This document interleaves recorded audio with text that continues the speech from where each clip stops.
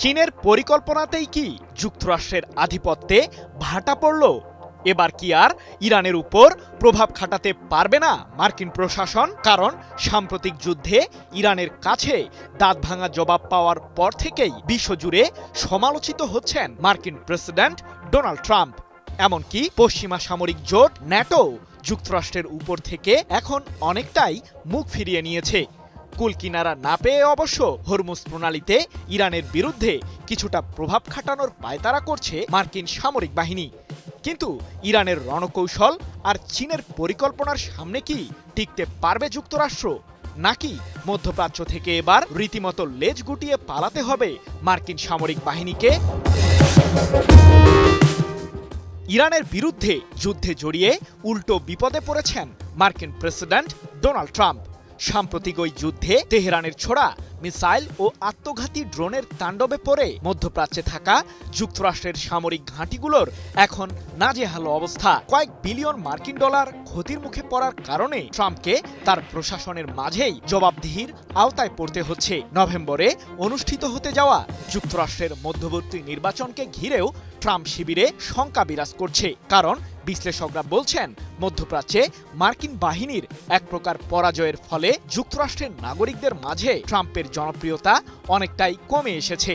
প্রশ্ন হলো, যুক্তরাষ্ট্রকে ঘায়েল করে নতুন বিশ্ব ব্যবস্থা কি গড়তে পারবে চীন?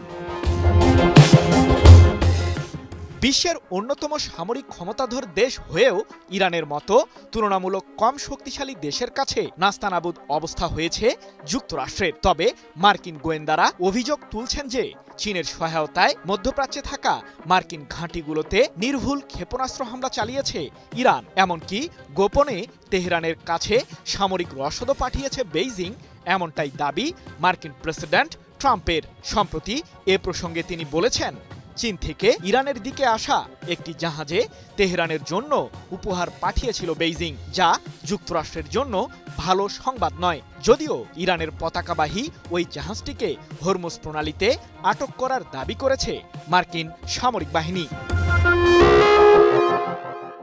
তবে যুক্তরাষ্ট্রের আধিপত্যবাদকে চ্যালেঞ্জ জানাতে চীনের পরিকল্পনা নতুন কোনো ঘটনা নয়। গত বছরের সেপ্টেম্বরেই মার্কিন প্রশাসনের সাম্রাজ্যবাদ ভাঙার পরিকল্পনায় নামেন চীনের প্রেসিডেন্ট শি জিনপিং। সে সময় বেইজিংয়ে অনুষ্ঠিত চীনের বিশেষ সামরিক মহড়ায় পশ্চিমা দেশগুলোকে বাদ রেখে বিশ্বের অন্যান্য 20টি দেশের নেতাদের আমন্ত্রণ জানান তিনি, যেখানে অংশ নেন ইরানের প্রেসিডেন্ট মাসুদ পেজেশকিয়ান, রাশিয়ার প্রেসিডেন্ট ভ্লাদিমির পুতিন ও উত্তর কোরিয়ার সর্বোচ্চ নেতা কিম জং উন। সেই অনুষ্ঠানে যুক্তরাষ্ট্র এবং প্রেসিডেন্ট ডোনাল্ড ট্রাম্পের শুল্ক নীতির পাশাপাশি মার্কিনীদের সাম্রাজ্যবাদকে কটাক্ষ করে চীনের প্রেসিডেন্ট বলেছিলেন, বৈশ্বিক শাসন ব্যবস্থা এখন থেকেই নতুন পথে হাঁটবে। আমাদের অবশ্যই আধিপত্যবাদ এবং ক্ষমতার রাজনীতির বিরুদ্ধে একটি সুস্পষ্ট অবস্থান গ্রহণ করতে হবে, যার মাধ্যমে নতুন বিশ্ব ব্যবস্থা গড়া সম্ভব হবে। এক প্রতিবেদনে বিষয়টি নিশ্চিত করেছে ব্রিটিশ বার্তা সংস্থা রয়টার্স।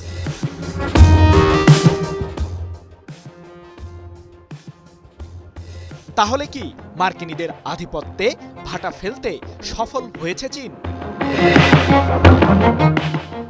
রাশিয়া ইউক্রেন যুদ্ধেও বেশ নাক গলিয়েছে মার্কিন প্রশাসন। তবে প্রেসিডেন্ট হিসেবে ট্রাম্প ক্ষমতায় বসার পর থেকে ইউক্রেনের সাথে যুক্তরাষ্ট্রের সম্পর্কে কিছুটা শীতল ভাব লক্ষ্য করছেন বিশ্লেষকরা।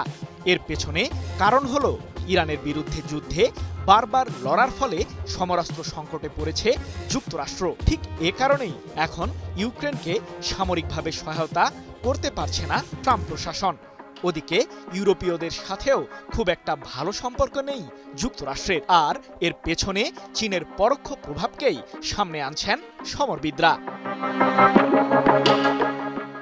সৃজন মাহমুদ, নিউজ 24।